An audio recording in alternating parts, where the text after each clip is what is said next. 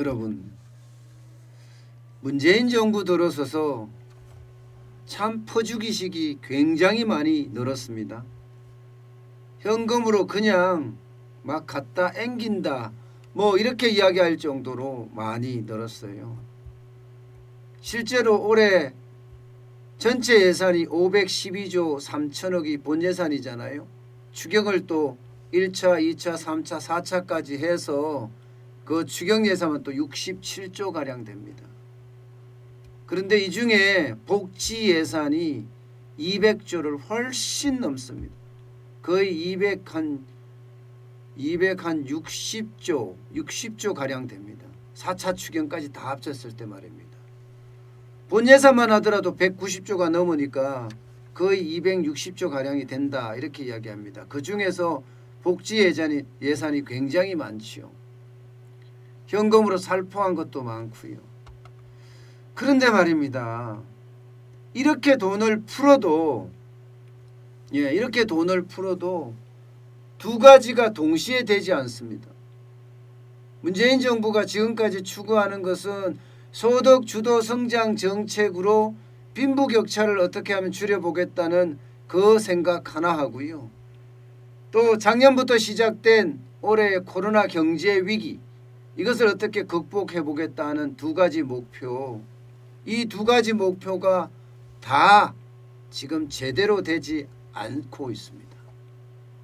오히려 돈을 그렇게 풀었는데도 빚만 쌓인다, 국가 부채만 쌓인다 하는 게 일반적인 평가입니다. 여러분, 재정승수라고 있습니다. 재정승수가 뭔가 하면요, 일반적으로 정부 지출과 그 GDP, 그러니까 경제 성장률 증가의 어떤 관계를 나타내는 지표입니다. 쉽게 말하면 재정 1을 풀었을 때 1의 효과가 있어야 되든가 아니면 더 있으면 좋습니다. 그러면 재정을 풀을 때는 GDP, 국내 총생산이 늘어난다는 이야기예요. 그런데 재정을 1을 풀었는데 만약에 1 이하다 이러면 이게 재정을 풀면 풀수록 부채만 쌓인다는 이야기입니다. 예를 들어서 1조를 풀었습니다. 1조를 풀었는데 GDP 증가율이 지금 현재까지는 0.63, 0.62 이렇게 이야기합니다. 다시 말해서 1조를 풀었습니다마는 GDP 증가율은 6,300억 정도, 6,200억 정도 난다는 이야기잖아요. 나머지는 어떻게 된다? 나머지 3,700억 내지 3,800억은 빚으로 쌓인다는 이야기입니다. 그만큼 효과가 돈을 푸는 데 대한 효과가 나타나지 않는다, 이런 얘기입니다. 이런 얘기가 한국경제학회 경제포럼에서 서울대 김소영 경제학부 교수가 발표를 했습니다. 다시 말해서 돈을 푸는 만큼 국가 빚만 쌓인다, 대한빚국으로 점점 가고 있다, 빚국이 덮친다, 이런 이야기를 계속하고 있는 겁니다. 그만큼 상황이 심각해지고 있다. 돈을 풀어도 경제가 살아나지 않는다. GDP 성장률이 낮다. 이런 이야기입니다. 그런데 이 한국경제학회에서 발표된 것보다가 더 심각한 발표가 또 하나 더 있습니다. 한국은행에서 발표한 내용이에요.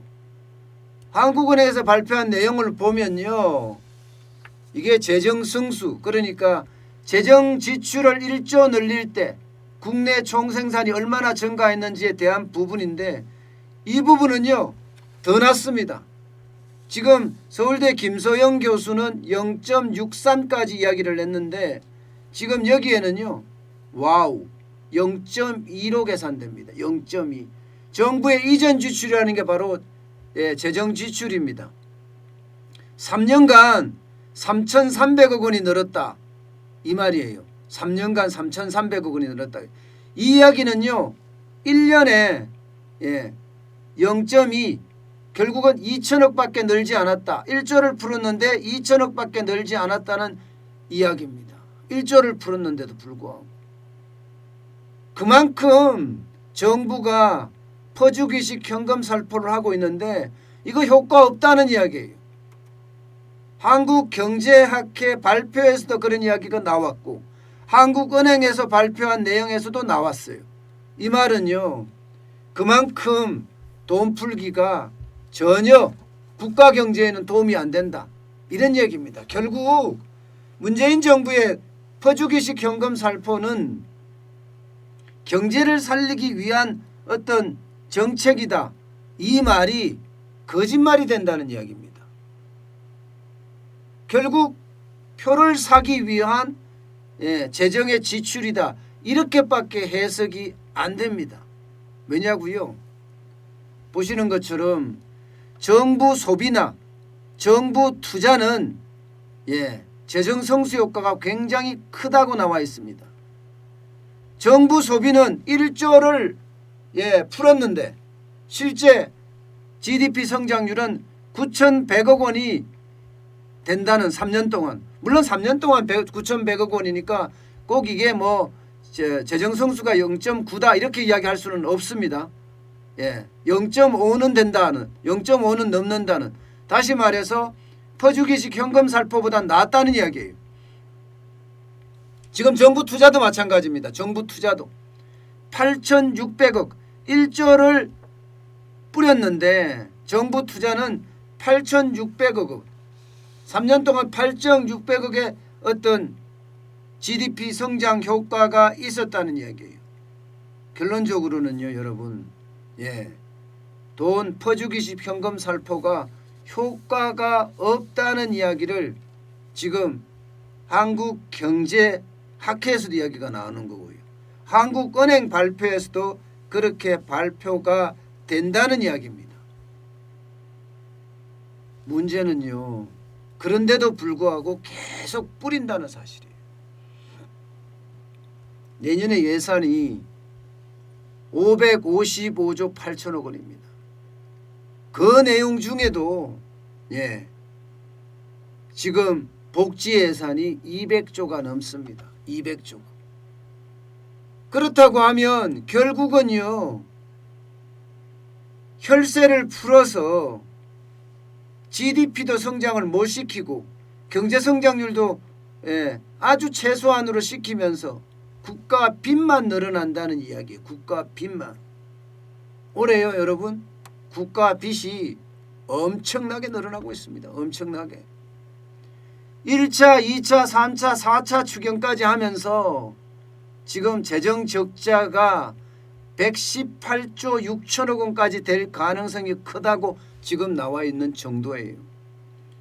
원래 본 예산만 했을 때는 72조 5천억 원이었지만 71조 5천억 원이었지만 1차, 2차, 3차 추경까지 하면서 118조 6천억 원까지 작년 결산 기준으로 보면 54조 4천억 원입니다. 그러면 2배가 훨씬 넘는 규모예요.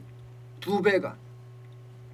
결국은 정부의 재정 주출이 지금 경제 성장률을 제대로 올리지도 못하면서 국가 부채만 계속 늘려간다는 이야기라는 거예요. 대한민국이 현실화되는 느낌이에요. 대한민국이 현실화되는 거. 그런데 여기에서 여러분 하나 더가 있습니다. 하나 더. 국채를 발행하잖아요. 이게 정부가 그 돈을 만드는 것은 딱 두 가지예요. 두 가지. 세금을 왕창 걷든가 그렇지 않으면 채권을 왕창 발행하든가 이 두 가지거든요. 그중에 뭐 세금을 많이 걷는 것은 그게 보편 타당성이 있으면 언제든지 가능한 일이지만 지금은 그 보편 타당도 사실 없다고 하잖아요. 문제는요. 국채 발행입니다. 국채 발행. 이 채권을 발행을 했을 때 과연 말입니다. 경제에 도움이 될 거냐?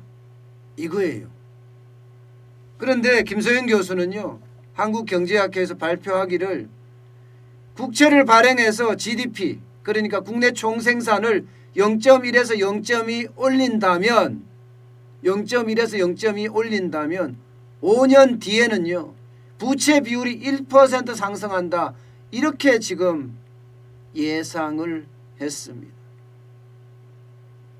결국은 부채 발행을 해서, 채권을 발행을 해서, 국채 발행을 해서 경제 성장률을 높인다고 하더라도 이것도 오히려 국가 채무만, 국가 부채만 늘린다는 결론에 이르게 됩니다.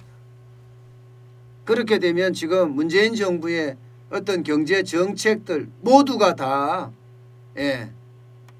거시경제 정책 자체가 부채만 늘리는 그런 꼴이다, 이렇게 말씀드릴 수가 있는 겁니다. 퍼주기식 현금 살포로도 경제 성장률을 계속 뒷받침하지 못하고 국가 빚만 늘리고요. 채권을 발행을 해서 긴급재난지원금이다 해서 마구 뿌리고 있는데도 사실 이조차도 경제 성장률에 영향을 그렇게 많이 못 미치면서 오히려 부채만 늘려간다, 이런 얘기가 됩니다. 여러분, 이 국가 채무가 늘어나잖아요. 국가 채무가 늘어나는 것은요, 우리 경제에 엄청난 치명타를 줄 수도 있습니다. 지금처럼 이렇게 늘어나는 속도가 굉장히 빠를 때는요, 그 치명타는 더 커질 수 있어요. 일단 지금 금리가 0.5%잖아요. 금리가 0.5%가 우리 기준금리입니다. 그런데 채권을 자꾸 발행을 하게 되면 금리를 인상하라는 압박 효과가 있습니다. 왜냐하면요, 국가 채권을 발행해서 이거를 팔아야 돼. 그런데 지금처럼 양이 많아져, 공급이 굉장히 커지면 채권의 가격은 떨어지겠죠. 그런데 채권의 가격은 떨어졌어. 그러면 채권 사는 사람들이 채권 가격이 자꾸 떨어지는데 내가 왜 사? 이렇게 이야기할 수 있을 거 아니에요? 이거를 방지하기 위해서 채권의 이자를 올려줍니다. 채권의 이자를. 채권 발행 표시 이자를 올려주게 되면 이제 채권을 사는 사람들이 이자 많이 줄 테니까 사라. 그러면 삽니다 다. 그러면 언젠가는 채권 가격도 올라가고 언젠가는 나는 이자도 많이 받을 수 있고 두 마리 토끼를 동시에 잡을 수 있으니까 많은 사람들은 그럴 거 아니에요. 문제는 이 채권의 가격 이자를 올렸다는 게 문제입니다. 채권의 이자를 올리게 되면요, 기준금리를 인상해야 되는 그런 압박 효과가 있습니다. 결국은 이자율이 상승하는 그런 효과를 갖고 오고요. 이자율이, 채권 가격에 이자율이 계속 올라가고 국가 부채가 점점 늘어나면 국가의 신인도는 그만큼 떨어질 수밖에 없어요. 여기에다가 국가 채무에 대한 이자 부담은 굉장히 증가할 수밖에 없습니다. 그렇게 되면 국가 채무가 늘어나는 만큼 우리 혈세를 가지고 국가 채무의 이자 갚기도 바쁘다, 이런 상황이 올 수도 있는 거예요. 그래서 지금 문재인 정부가 추진하는 경제 정책들을 가만히 들여다보면요, 이게 문제가 투성이에요. 경제에 대한 어떤 정확한 식견이 없이 지금 추진하는 것 아니냐, 이런 생각까지 들게 합니다. 결국은요, 지금 코로나 위기라고 해서 무조건적인 재정 풀기는 안 된다는 이야기입니다. 최소한의 절제된 재정 풀기, 돈 풀기가 필요하다는 그런 이야기예요. 그래야지 경제에도 선순환 효과가 있고 우리 바닥 경제도 돌아갈 수 있다는 이야기입니다. 지금 무조건적인 돈 풀기가 아마 앞으로도 계속 될 것으로 예상됩니다. 내년에 4월에 보궐선거 있죠. 후년 5월에 대통령 선거 있습니다. 이제는 여야 할 것 없이 돈 풀겠다고 나설 거예요. 이렇게 나섰을 때 과연 우리 경제는 어느 방향으로 흘러갈까요? 여당이든 야당이든 돈 풀기에 아마 혈안이 돼 있을 거다. 이렇게까지 저는 표현할 수가 있거든요. 그렇게 되면요, 우리 국가 부채는 이 천정이 없다. 천정부지라는 말을, 그 말이 아마 실감나게 될 겁니다. 표를 받기 위해서는 어쩔 수 없는 선택이기 때문이에요. 우리는 긴급재난지원금에서 이 돈 뿌리는 게 얼마나 효과적인 것인지 모두가 다 인식하게 됐어요. 긴급재난지원금을 전 국민에게 다 준다고 여당이 공약하면서 찍어달라고 이야기를 했더니 4.15 총선에서 공영여당을 만들어줬습니다. 사실 옛날에 고무신 투표라는 게 현실화됐던 거예요. 모든 사람이 냈던 혈세를 가지고 그들은 표를 샀어요. 저는 이 부분에 대해서는 매표행위라고 저는 항상 생각을 하거든요. 그런데 이 매표행위가 앞으로도 계속 될 거라는 사실이죠. 그렇게 되면 시중에 돈은 계속해서 뿌려질 거고, 그죠? 국가 부채는 점점 늘어날 거고, 여기에 바닥 경제는 더욱더 침체되면서 불황의 터널로 들어가는 것 아니냐, 저는 그런 생각도 해봅니다. 그만큼 이 돈 풀기 자체가 절제돼야 되는데, 그러면서 재정의 어떤 준칙도 정확히 만들어져야 되는데, 이런 게 모두 느슨합니다. 돈 풀기는 돈 풀기대로 여야에서 뿌릴 거고요. 재정의 준칙은 언제든지 바꿀 수 있게끔 그것도 60%로 관리하자고 하는 기획재정부, 우리 경제가 지금 사실 누란 지위에 있다. 저는 이런 말씀을 드릴 수가 있을 것 같아요. 지금이라도 여야가 어느 누구도 건드리지 못하는 재정 준칙을 정하는 게 어느 때보다 시급해 보입니다. 그러면 어느 누가 하더라도 재정 준칙 하나는 건드릴 수가 없거든요. 모든 나라들이, 그나마 선진국이라고 하는 대부분의 나라들이요, 재정 준칙을 헌법이나 법률로 정하고 있습니다. 대한민국도 재정 준칙을 깐깐하게 정해서요, 헌법이나 법률로 정해야 합니다. 법률로 정할 때도 재석 3분의 2 이상이 참석을 하고요, 그 중에 3분의 2가 찬성하는 그야말로 강력한 법률로 정해야 합니다. 그렇지 않고 이대로 가만히 놔두면요, 이게 정치꾼이라고 하죠. 정치꾼들이 결국 나라 경제를 다 망치고 말 겁니다. 지금 그 어느 때보다가 시스템으로 만들어서 어느 누구도 건드리지 못하게 만드는 국가 재정 준칙이 필요할 때라고 생각을 합니다. 막무가내로 퍼주기 더 이상 안 됩니다. 참 언제까지 이렇게 퍼주기가 계속 될란지, 그죠? 참 안타깝습니다. 내년에도 뭐 동호 반복의 이야기지만 지방선거, 보궐선거도 있고요, 후년에 대통령 선거도 있으니 언제까지 돈 풀기가 계속될지 진짜 아무도 모릅니다.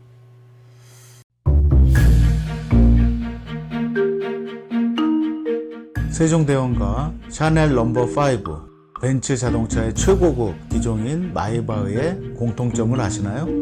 바로 침향입니다. 침향이란 동남아시아에서 자생하는 침향나무가 상처를 입었을 때 스스로를 보호하기 위해서 분비시키는 침향나무의 진액입니다. 진침향은 태국산 침향과 러시아산 녹용, 그리고 국산 홍삼, 백봉령, 산수유, 당귀, 숙지향, 꿀로 이루어진 침향환으로 만성 피로나 또 스트레스, 기력이 저하된 직장인분들, 또 수험생들, 연세 드신 어르신분들이 드시면 좋은 환입니다. 진치명 여러분들께 자신있게 권해드립니다.